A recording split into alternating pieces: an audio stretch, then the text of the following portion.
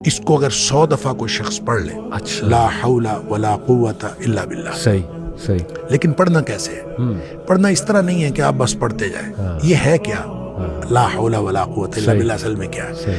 حول کا معنی بھی قوت ہے اور قوت کا معنی بھی قوت ہے. لا حول ولا قوت، یوں کہہ لیجئے نہ کوئی اجتماعی طاقت نہ کوئی انفرادی طاقت الا باللہ، سوائے اللہ کے. اللہ اکبر، یا نہ گناہ چھوڑنے کی طاقت نہ نیکی کرنے کی طاقت صحیح، الا باللہ. یعنی یا تو ایک کو پازیٹیو بنا لے، ایک کو نیگیٹو بنا لے، یا ایک کو اجتماعی یا ایک کو انفرادی. صحیح، اب اللہ کے سامنے اس کو اپنا مسئلہ سمجھ کے نا، اپنا جو بھی مسئلہ ہے وہ سوچے صحیح، اور سوچ کے اپنے اللہ کے سپرد کر دے. یا اللہ میری تو کوئی طاقت نہیں، نہ انفرادی نہ اجتماعی، الا باللہ. ہاں تو عطا فرمائے طاقت تو ہو سکتی ہے.